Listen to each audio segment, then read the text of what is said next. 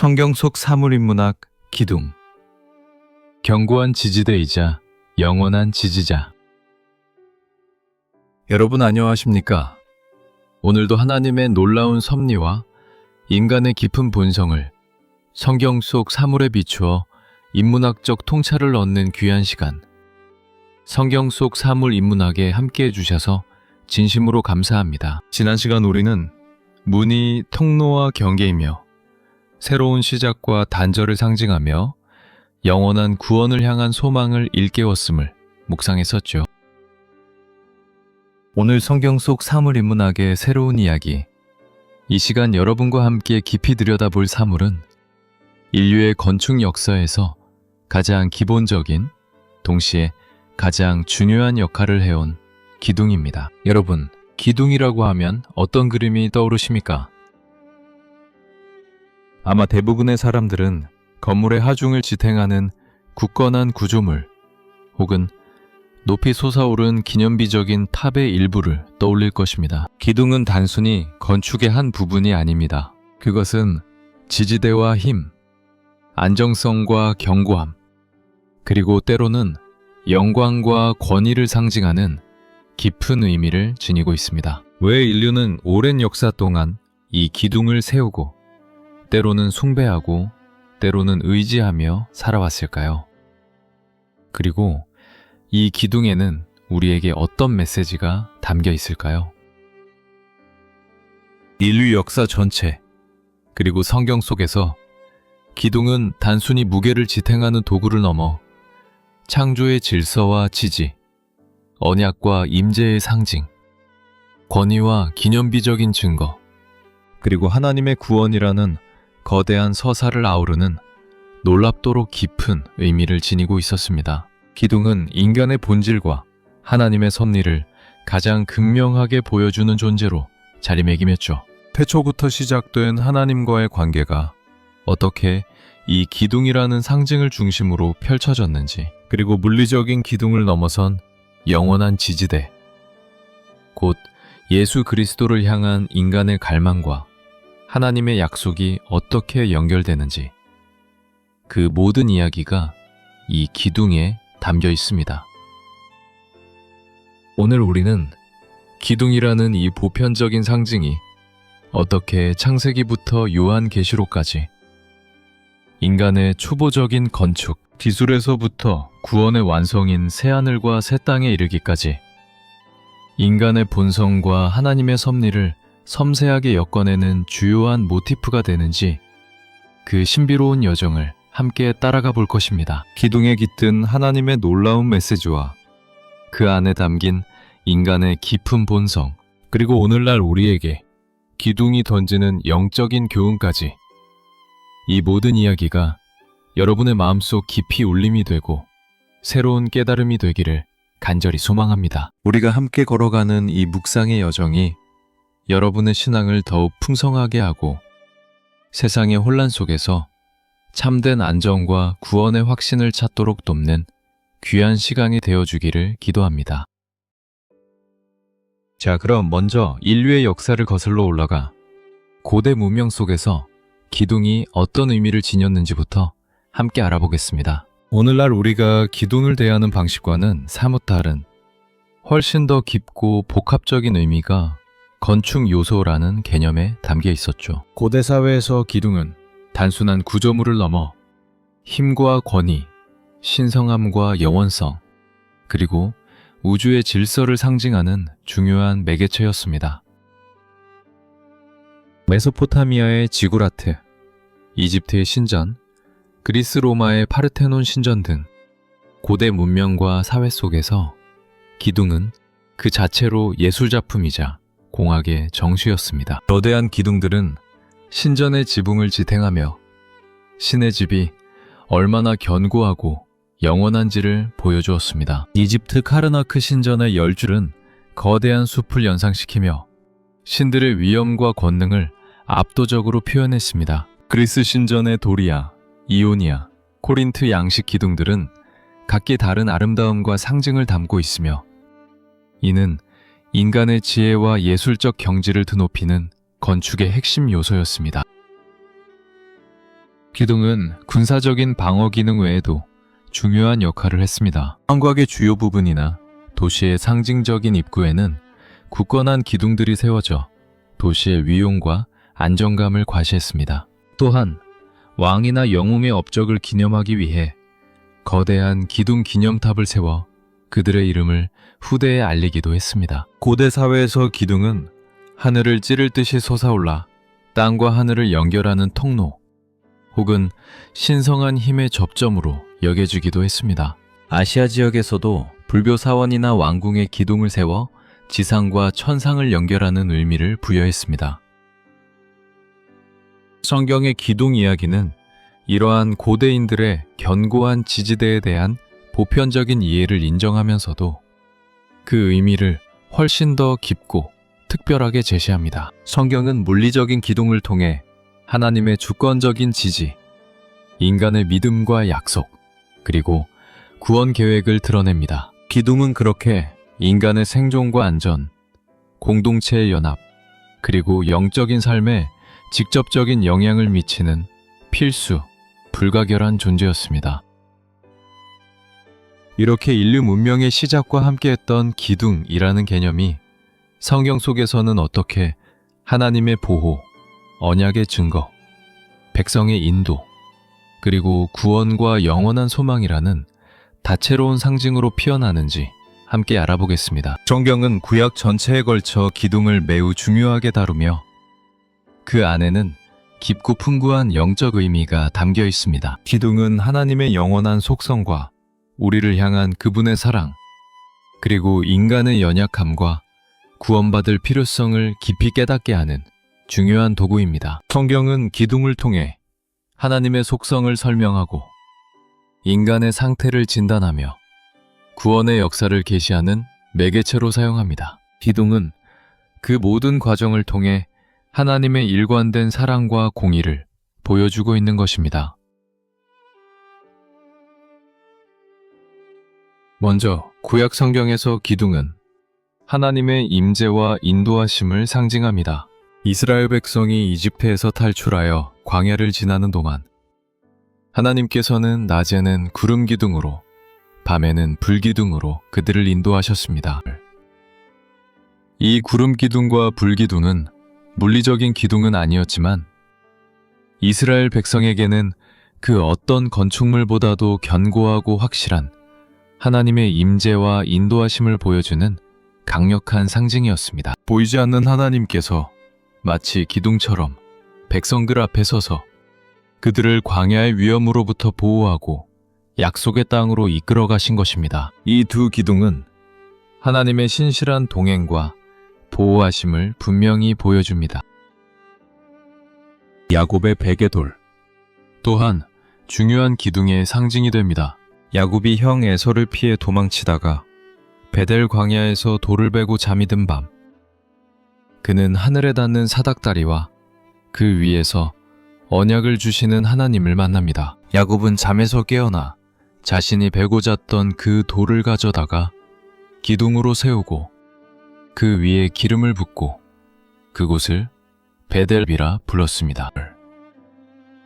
이 돌기둥은 야곱이 고독하고 절망적인 상황 속에서 만난 하나님의 임재와 변치 않는 언약의 증거가 되었습니다. 야곱의 삶에 있어서 이 기둥은 새로운 시작과 믿음의 여정을 상징하는 이정표였습니다.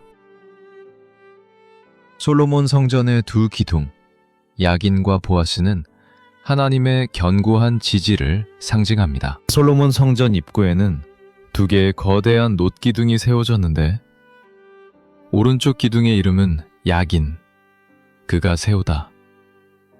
왼쪽 기둥의 이름은 보아스, 그에게 능력이 있다 였습니다. 이 두 기둥은 하나님의 전능하신 능력과 지지 없이는 그 어떤 상전도, 그 어떤 나라도 견고하게 설 수 없음을 상징했습니다. 성전이라는 하나님의 집은 오직 하나님의 능력으로만 세워지고 지탱될 수 있음을 이 두 기둥은 묵묵히 선포하고 있었습니다. 이스라엘 백성이 하나님의 언약을 기억하고 기념하기 위해 세운 기념비 또한 기둥의 형태로 많이 나타납니다. 여호수아가 요단강을 건넌 후 이스라엘 백성은 요단강 가운데에서 12돌을 가져와 기념비를 세웠습니다. 이 돌기둥들은 하나님께서 이스라엘 백성에게 행하신 위대한 구원의 역사를 후대에 증언하고 기억하는 역할을 했습니다. 기둥은 지나온 과거의 하나님의 은혜를 기억하고 미래의 세대에 전달하는 살아있는 역사책과 같았습니다. 그러나 기둥은 때로는 인간적인 교만과 우상 숭배를 상징하기도 합니다. 사사기 16장에서 삼손은 블레셋 다곤 신전의 기둥을 무너뜨려 많은 사람을 죽이고 자신도 죽는 비극을 맞이합니다. 여기서 이방 신전의 기둥은 우상 숭배와 인간적인 힘의 상징이었으며 하나님을 대적하는 교만의 결과가 파멸임을 보여주었습니다. 아무리 견고한 인간적인 기둥이라 할지라도 하나님의 진노 앞에서는 무너질 수밖에 없음을 성경은 끊임없이 가르쳐줍니다. 사랑하는 여러분, 이렇게 구약의 이야기 속에서 기둥이 지닌 깊고 다채로운 의미들을 함께 살펴보았습니다. 그렇다면 이제 신약으로 넘어와 이 기둥이라는 개념이 예수님을 통해 우리에게 어떤 새로운 메시지와 영원한 진리를 계시하셨는지 함께 묵상해 보시죠. 신약의 기둥 이야기는 구약의 예표와 약속들을 완성하고 우리에게 더욱 개인적이고 영원한 구원의 소식을 전해줍니다. 신약 성경에서 기둥은 무엇보다 예수 그리스도 자신을 상징하는 가장 중요한 이미지로 등장합니다. 예수님은 모퉁이의 머릿돌이시자 우리 삶에 흔들리지 않는 기둥이십니다. 베드로전서 2장 6절은 성경에 기록되었으되 보라 내가 택한 보배로운 모퉁이 돌을 시온에 두노니 그를 믿는 자는 부끄러움을 당하지 아니하리라 하였으니 라고 기록합니다. 여기서 모퉁이 돌은 건물의 기초를 형성하는 가장 중요한 돌이자 전체 구조를 지탱하는 기둥과 같은 역할을 합니다. 예수님은 우리의 모든 삶과 신앙의 견고한 기초이자 중심이 되시어 우리를 지탱하고 보호하십니다. 사도 바울은 교회를 진리의 기둥과 터라고 묘사합니다. 디모데전서 3장 15절에서 바울은 만일 내가 지체하면 너로 하여금 하나님의 집에서 어떻게 행해야 할지를 알게 하려 함이니 이 집은 살아계신 하나님의 교회요 진리의 기둥과 터인이라고 기록합니다. 여기서 교회는 물리적인 건물을 넘어 예수 그리스도를 믿는 성도들의 공동체를 의미합니다. 이 교회는 세상 속에서 진리를 굳건히 지탱하고 선포하는 기둥과 같은 역할을 해야 합니다. 교회는 진리를 왜곡하거나 타협하지 않고 복음의 메시지를 견고하게 지지하는 기둥이 되어야 합니다. 예수님께서는 요한계시록을 통해 이기는 자에게 약속하시는 기둥의 축복을 주십니다. 요한계시록 3장 12절은 이기는 자는 내 하나님 성전의 기둥이 되게 하리니 그가 결코 다시 나가지 아니하리라. 내가 하나님의 이름과 하나님의 성 곧 하늘에서 내 하나님께로부터 내려오는 새 예루살렘의 이름과 나의 새 이름을 그의 위에 기록하리라 고 기록합니다. 여기서 기둥이 되게 하리니라는 약속은 단순히 영원히 성전에 머무르게 되는 것을 넘어 하나님의 성전 안에서 영원히 존귀하게 쓰임받고 그 존재가 흔들리지 않는 견고한 지지대가 될 것임을 의미합니다. 우리의 이름이 하나님의 성전 기둥에 기록된다는 것은 하나님 안에서 영원한 정체성과 소속감을 얻는 가장 영광스러운 축복입니다. 사도 바울과 베드로는 초대교회의 중요한 지도자들이자 교회의 기둥이라고 불렸습니다. 갈라디아서 2장 9절에서 바울은 야고보와 게바와 요한을 교회의 기둥으로 묘사합니다. 이들은 복음의 진리를 수호하고 교회의 기초를 놓는데 결정적인 역할을 했습니다. 이처럼 기둥은 특정 개인이나 공동체가 믿음 안에서 견고하게 서서 하나님의 교회를 지탱하는 중요한 역할을 감당할 때 사용되는 영적인 상징입니다. 궁극적으로 요한계시록의 마지막 장에서는 모든 구원의 역사가 완성된 후 하늘에서 내려오는 새 예루살렘에 대한 환상이 나옵니다. 이 영원한 도성 안에는 성전이 없다고 기록되어 있지만 이기는 자들을 성전의 기둥으로 삼겠다는 약속은 이 새 예루살렘이 하나님의 백성들로 이루어진 견고하고 영원한 공동체임을 보여줍니다. 그곳에는 더 이상 흔들림이나 무너짐이 없으며 오직 하나님과의 완전한 연합 안에서 영원히 견고하게 설 수 있는 영광스러운 기둥들이 될 것입니다. 그렇다면 오늘날 바쁜 일상을 살아가는 우리에게 기둥은 어떤 의미를 던져줄까요? 끊임없이 불확실성과 변화 속에서 흔들리고 지탱할 곳을 찾는 현대인의 삶 속에서 기둥이라는 상징에 담긴 성경적, 인문학적 메시지는 우리의 영적 삶에 깊은 질문과 깨달음을 안겨줍니다. 현대사회는 스스로를 지탱하려 노력하지만 그 안에서 우리는 진정한 안정과 지지배를 찾는데 어려움을 겪고 있습니다. 먼저 기둥은 우리에게 예수 그리스도만이 우리 삶의 유일한 지지대임을 상기시킵니다. 세상의 모든 기둥은 언젠가 낡거나 무너질 수 있습니다. 인간적인 권력, 부, 명예, 혹은 심지어 건강과 가족마저도 영원한 지지대가 될 수 없습니다. 그러나 예수 그리스도만이 어제나 오늘이나 영원토록 변함없는 우리의 유일하고 견고한 기둥이 되십니다. 그분 위에 우리의 삶의 기초를 세울 때 우리는 어떤 폭풍과 시련 속에서도 흔들리지 않고 굳건히 설 수 있습니다. 우리의 삶의 모든 면에서 예수 그리스도를 우리의 중심 기둥으로 삼아야 합니다. 둘째, 기둥은 하나님의 말씀이 우리 삶에 변치 않는 기둥임을 강조합니다. 광야의 이스라엘 백성을 인도했던 구름 기둥과 불 기둥처럼 하나님의 말씀은 어두운 세상 속에서 우리의 갈 길을 밝혀주고 우리를 안전하게 인도하는 확실한 기둥이 됩니다. 혼란스러운 세상의 가치관과 유행에 휩쓸리지 않고 하나님의 말씀을 우리의 삶의 절대적인 기준으로 삼을 때 우리는 올바른 길을 걸어갈 수 있습니다. 말씀은 우리의 영혼을 지탱하는 가장 강력한 기둥입니다.